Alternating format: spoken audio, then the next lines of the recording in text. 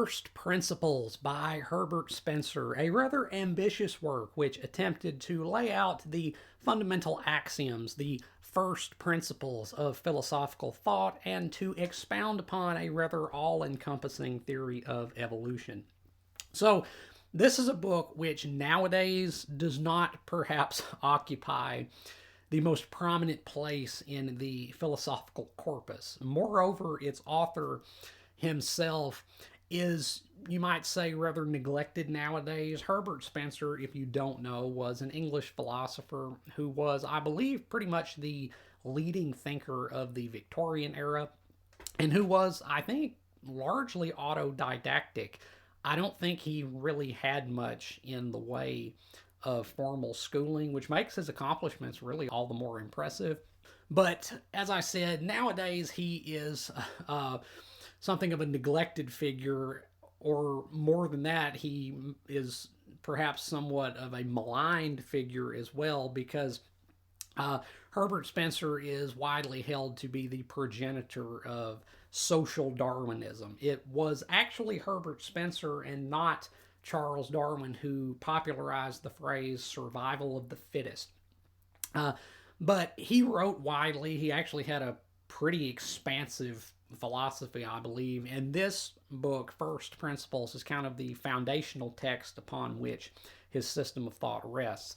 And it is, as its title would indicate, concerned with first principles. It is dealing with, again, the kind of fundamental axioms upon which all philosophical thought rests. And he also sets out to elaborate a very far-reaching, again, kind of all-encompassing theory of evolution, which is not strictly limited to evolution in the Darwinian natural selection sense, but rather the evolution of everything. So, to summarize this book is rather difficult because it's doing a lot, and it's divided into two sections. The first section deals with what Spencer denotes as the unknowable, and then the second section deals with the knowable.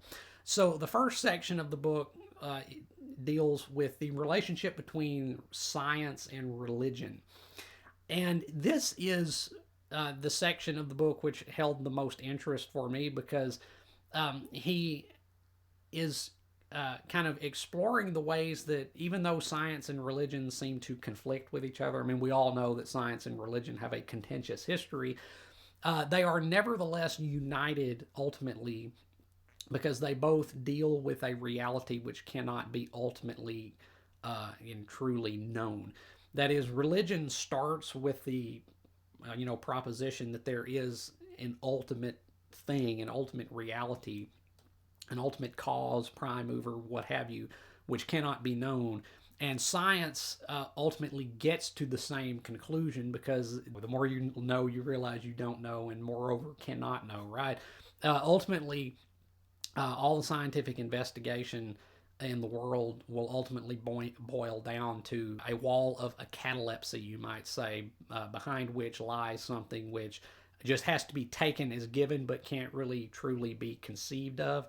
And in this first section, Spencer kind of goes through, I guess, what you might call some thought experiments to explain how certain things about the world, like certain of the most fundamental things about the world, cannot truly be conceived of in the mind. It's sort of the antinomies of thought, you might say. Like, you cannot conceive of a universe that is acausal, that just came into existence from nothing, nor can you really conceive of a universe that has always existed. You can't really conceive of either of those things. You just have to, take it as given that the universe exists, and kind of, confine yourself to that and not speculate either way. And also, he goes into some other things, talking about how, like, it's things that, like, again, they're fundamental truths, but you don't really realize it until you actually think about it. Like, he talks about how direction and movement only corresponds to things. Like, if in total unoccupied space, movements and direction would be meaningless, like, just null concepts, right? It's a lot of stuff like that. And he also undertakes to offer what's, I would say, is a potentially pretty cogent refutation of certain Kantian philosophical tenets, namely that space and time cannot exist only in consciousness, that they have to exist outside of consciousness as well in order to be conscious of them, because consciousness has to be conscious of something. Like consciousness is consciousness of something outside of consciousness. So space and time, in Kant's critique of pure reason, he put forward the rather kind of bizarre claim that space and time are like features of our intellect, that they don't actually like exist outside of our minds. But Spencer is kind of contesting that and saying, no, your mind, that it's not possible that space and time could only exist within your mind, because your mind has to be conscious of something outside of itself in order to be conscious at all. Just a lot of stuff like that. And like I say, this first section on the unknowable, I just found like just incredibly stimulating, because he really does bring you up against the wall again, the wall of a catalepsy beyond which you can't really fathom. It's just really stimulating stuff. And then we go into the second section of the work, which deals with the knowable. And this book, I should point out, is a work which deals both with metaphysics but also with physics. And in this second section, dealing with the knowable, he largely is dealing with physics. And his goal here is to outline a theory of evolution. And as I said, this is not strictly Darwinian evolution, like natural selection, like the evolution of living things, although it does encompass that. This book, I believe, came out very shortly after Darwin's On the Origin of Species came out. And he does reference that, and it does deal with natural selection, but it's dealing with so much more than that as well. He's trying to outline how things evolve from primordial matter into planets and solar systems, stars and planets and stuff, and then ultimately into life, and ultimately into man, and ultimately into mankind's societies and social relations and stuff. He's trying to just like outline how everything comes to be. And his definition of evolution is from a rather uncomplex homogeneity to complex heterogeneity. And again, it's kind of hard to summarize all the stuff that he's doing here because it just does so much. But again, he's trying to lay out his theory of how things evolve from like primordial matter, uncomplex homogeneity, to ultimately like human beings and human societies, that is complex heterogeneity. And as I said, he's dealing largely here with physics, and moreover, he's drawing like correlations between observable physical laws and phenomena to like purported laws or rules of like human society. Like he talks about how the path of least resistance, right? Like moving things always follow the path of least resistance, like water runs downhill, right? And like he applies that to human society. Like he says, people pursuing their goals, like trade and everything, trade routes and the movement of capital and everything like that, it always follows the path of least resistance. That this is like something that's just intrinsic to the way things develop. And as I said, so much of this is dealing with physics, and that also is kind of where the critiques of this might come in, because this was written so long ago, and because it's dealing so much with like physics and like physical science of the time. Some people might go so far as to say that this book is like just pretty much obsolete and has no real value anymore. And I would contest that. Like there's a quote, you can look it up and probably find it, by Bertrand Russell speaking about Herbert Spencer, that says something to the effect of, no one must have informed Herbert Spencer of the second law of thermodynamics, because he might have been rather disappointed if he had known about it. But I don't really think that's a necessarily totally valid criticism of this work. Now, I am not a physicist, but even so, I will say that I think that there are things in this book definitely concerning the physics and physical sciences that he deals with herein that have probably been debunked since then, or have been refined, or certain theories have been amended since this book was published. I'm not saying that he got it all right, you know, over 100 years ago, back whenever this was written, that he that this still holds up 100% on a scientific basis. I'm not arguing that, but what I'm saying is that this book still absolutely does have some real value to it, even if some of its scientific concepts may have been outmoded. Like the Bertrand Russell critique about the second law of thermodynamics, I don't really think that's a totally valid criticism of this, because the second law of thermodynamics only applies to closed systems, and the latter pages of this book are like intensely devoted to the discussion of what happens when the energy that generates evolution runs out. Like Spencer is actively engaging with the notion of the sun, that thing that gives the constant flow of energy into our system. Uh, what happens when that dies? And he is upfront with the fact that he says everything's going to stop once that happens.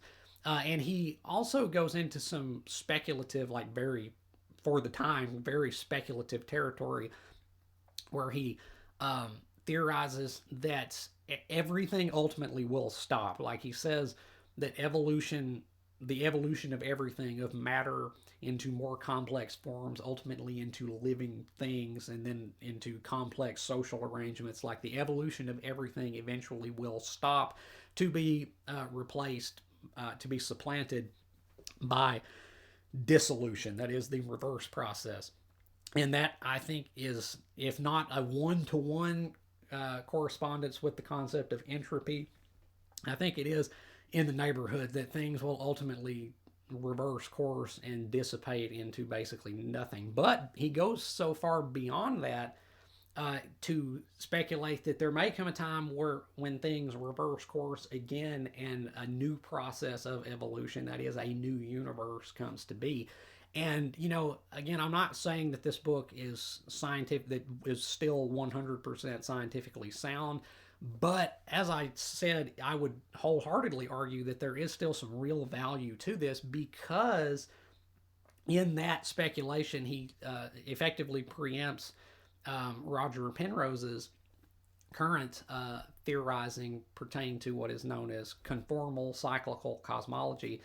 That is, that once the universe expires, that it will give rise to the conditions for the germination of a new universe. And Herbert Spencer, to his credit, seemingly preempted that development, that theory, over 100 years ago, whenever he wrote this book, because he is upfront about the fact that things can't go on forever, and that things will eventually, dissipate, but that there may come a time when things start afresh, when things start anew, and new evolution, a new universe is born. Again, I'm not saying that the science of this is still, 100% like sound on point, but I'm just saying that the people that would say that this book has no more value, that it's just totally worthless now, that I don't think that's right at all. This book, again, it has some things which are certainly questionable and may have been outmoded with later scientific developments, but given the fact that he's dealing not just with physics but also with metaphysics, and the way that he's trying to formulate in like kind of a theory of everything here, some of this does still hold up, I would say. And the book, regardless, I think it still has immense value, because this thing was, if nothing else, incredibly stimulating. In fact, I'm going to go so far as to say that I freaking love this book. And I don't rate books like this, like non-fictional philosophical works. I don't give these books ratings, but I will say, just for me personally, this thing kicked ass. It really did. Again, I'm not defending everything in it, because again, so much of it may not necessarily align with current scientific understanding as regards the physical scientific aspects with which it deals, but it is an immensely ambitious work, and one that, again, is, if nothing else, good for some serious intellectual stimulation. In particular, especially the first part where he's dealing with the unknowable. That really that went hard. It really did. I loved that first section. I love this whole thing overall, just because I found it so intriguing. But that first section, I could recommend reading this, if only to read that first section, because of what it will do for your like mind, how it forces your mind to realize that there is something, there is a wall beyond which you can't know, and um, it kind of brings your mind up against the very boundaries of thought, the very limits of conception, right? Again, I thought this book kicked ass. I loved it. So again, I'm not going to rate First Principles, but I will say I thoroughly enjoyed this book. I really loved it, and I think it is still an incredibly valuable work, even if certain aspects of it may not, align fully with certain later developments.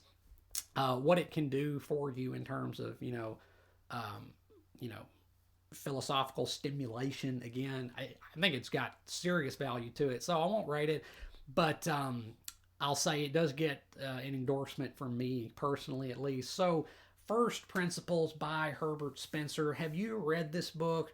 I'm willing to wager that most people out there probably haven't, because again, the book itself and its author are largely neglected, if not outright maligned nowadays. But if you have, on the off chance, let me know down in the comments what you thought about it, whether you have agreed or disagreed with anything I've said about it here today. And if you haven't read First Principles, I could recommend picking this up again, if only to read that first section, which I just found just incredibly stimulating.